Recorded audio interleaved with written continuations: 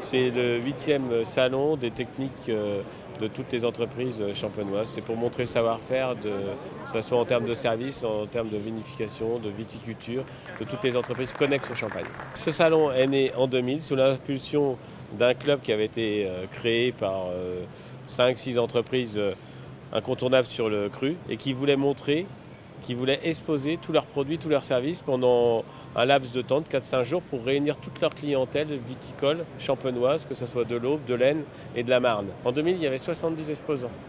Il y a 2 ans, il y en avait 150, entre 150 et 160. Là, on arrive à 170, 180.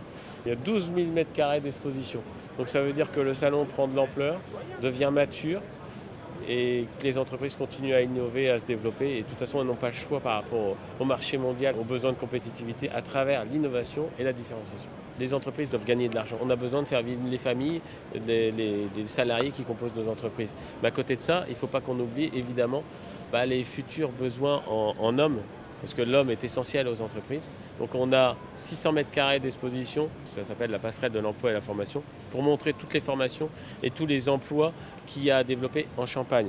On est soucieux évidemment de cette partie-là parce que c'est la dimension sociale de nos entités. L'idée en fait c'est de montrer de manière la plus concrète possible avec les partenaires, les organismes de formation, les partenaires de l'emploi, Pôle emploi, Mission locale, les organismes qui gravitent autour de l'emploi, la formation et l'orientation, de montrer aux personnes, donc c'est à la fois des scolaires, c'est à la fois des demandeurs d'emploi, c'est également des salariés qui peuvent être en reconversion professionnelle, de leur montrer les métiers d'aujourd'hui et surtout les métiers de demain sur un territoire qui recrute des gens qualifiés, qui recrutent des personnes qui sont prêtes à entrer sur ce marché du travail. Souvent, on a des retours de la part notamment des plus jeunes, des lycéens ou des collégiens qui sont en train de chercher leur avenir professionnel. Ils sont souvent très étonnés de la variété des entreprises présentes, de la technologie qui est proposée, les innovations. Et puis, cette année, le club a voulu les mettre en avant, c'est très bien.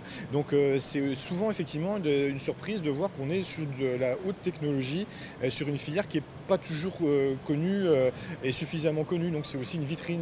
Et c'est bien pour les métiers et les emplois de demain. Et puis on aime bien aussi que tous les ouvriers viticoles y viennent, parce que c'est eux qui travaillent avec nos produits ou nos services, qui viennent découvrir les nouveautés. Cette année, pour montrer aussi qu'on bougeait, qu'on se différenciait, on a créé un espace ludique, coloré, pour montrer les 13 nouveautés de l'année 2014, créées par des entreprises champenoises du bassin d'Épernay, mais aussi du bassin de Reims ou même de Château-Thierry. C'est essentiel pour la vie économique de nos entreprises parce qu'on va avoir l'information de tout ce qui va se passer en Champagne et dans le monde viticole pendant les 6-7 mois à venir.